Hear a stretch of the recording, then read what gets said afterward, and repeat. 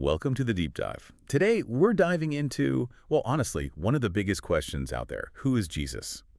Our mission here is to really explore the source material you've given us, pull out the key insights, and look at the different perspectives on his identity. And it's fascinating. So we're jumping right in with some pretty surprising findings.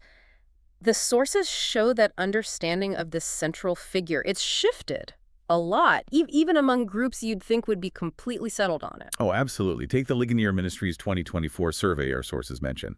It found that 30%, that's almost a third of self-identified evangelicals, agree with the statement.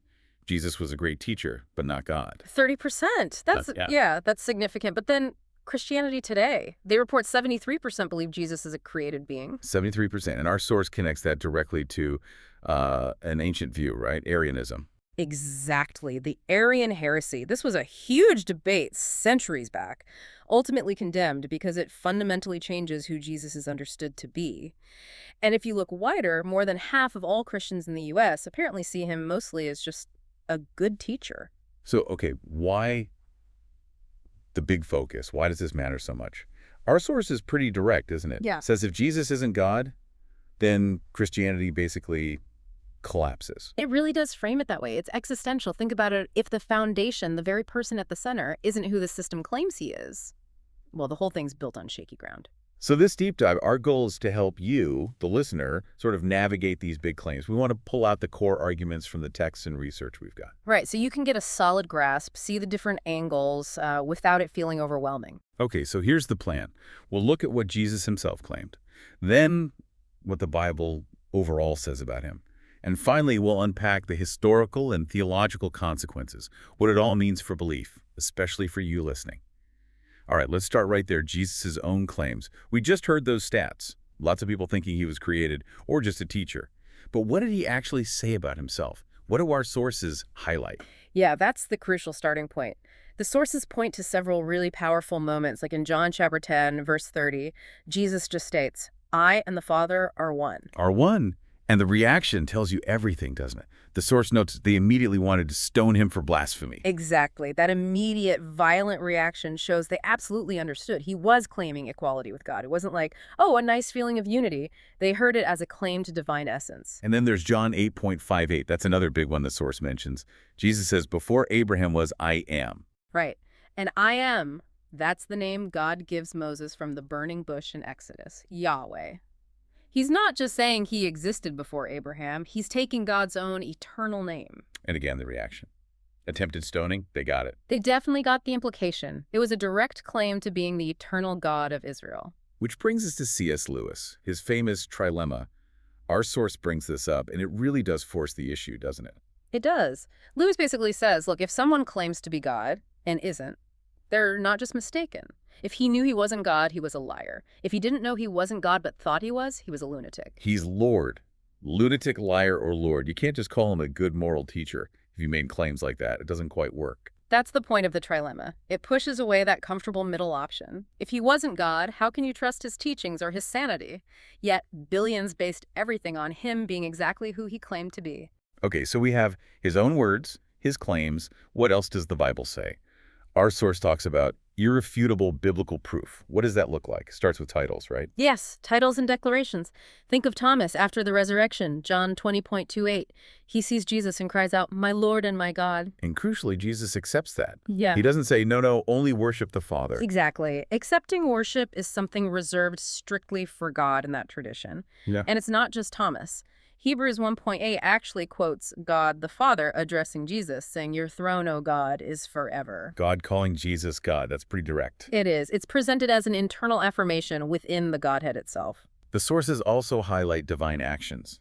Things only God does, like forgiving sins, Mark chapter 2. Right. The reaction there was, who can forgive sins but God alone? Forgiving sins implies the authority to undo an offense against the infinite God, which only God himself could possess. And creating the universe. John 1, Wow. Colossians 1, they attribute creation to Jesus. Yes, all things were made through him.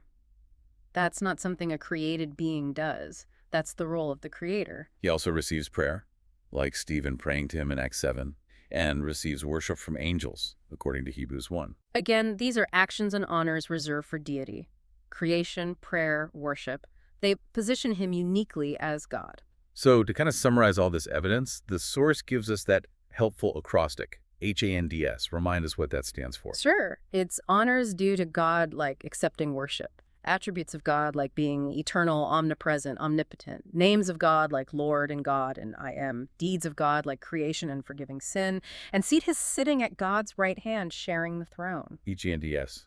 It's a Yeah. neat way to bundle that biblical evidence together. Okay, so if the biblical case is presented as being so strong, why is it such a big deal if people still believe he was created? Our source uses strong language here. It destroys the gospel. Why? It boils down to salvation. The source talks about the Aryan catastrophe, the idea that if Jesus is a created being, however exalted, he cannot save us. That's not safe. Why not?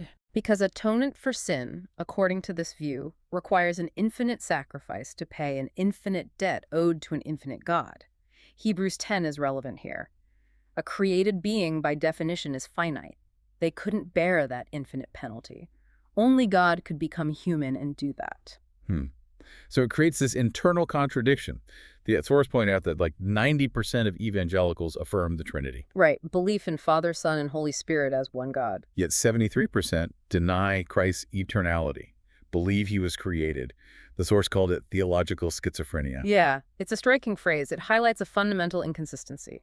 Believing in the Trinity means believing in three co-equal, co-eternal persons in one Godhead.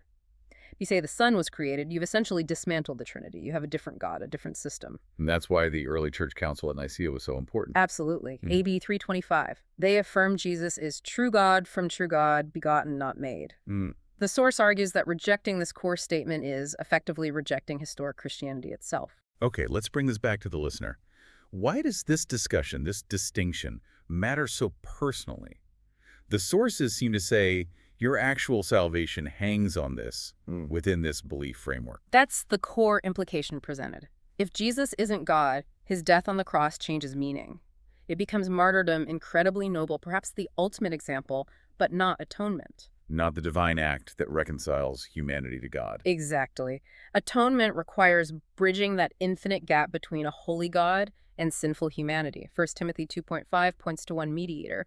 The argument is only someone who is both fully God and fully human could be that bridge. A created being, even a perfect one, couldn't do it. And there's the issue of worship, too, isn't there? The source asks, worship or idolatry? Right. If Jesus is a creature, however magnificent, then worshiping him would be idolatry according to the Bible's own definition. That would mean, as the source starkly puts it, that Christianity itself becomes a form of paganism, worshiping something created rather than the creator. That's a really challenging thought. It forces you to consider the very nature of your worship. It does. Who are you praying to? Who are you trusting in? Is it the creator or something he created? Ultimately, the source circles back to the resurrection, Romans 1.4.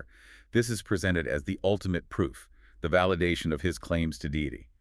A good teacher doesn't rise from the dead, right? Well, that's the assertion. The resurrection isn't just presented as a miracle, but as God's own stamp of approval on Jesus' identity. It confirms his claims and transforms his death from tragedy into victory. So as we wrap up this deep dive, let's just quickly recap the main challenge. We've explored this huge question. Is Jesus a created being, just a good teacher, or is he God? And we've seen the sources argue the implications are massive. If he's created, he can't save. If his death was an atonement, it changes everything about the core message. This whole discussion, based on the sources you provided, it really isn't just theoretical, is it? It connects right back to that question Jesus asked his own followers, recorded in Matthew 16. Who do you say that I am? That's the pivot back to the personal. It's not just what councils decided or what theologians argue, but what you conclude. And that leads to our final thought for you, the listener, something to really chew on from the material we've looked at today. Your answer to that question, who do you say I am? It really does change everything. The source lays out a pretty stark choice.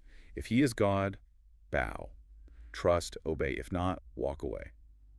But there's the other side. If the evidence, as presented in these sources, leads you to agree with, well, billions throughout history, those who've said, my Lord and my God, then that's a profoundly different response. So the final challenge from our source material is direct, and it's personal. Jesus, created or creator, you are invited to decide. And that's a question that really invites reflection long after our deep dive finishes today.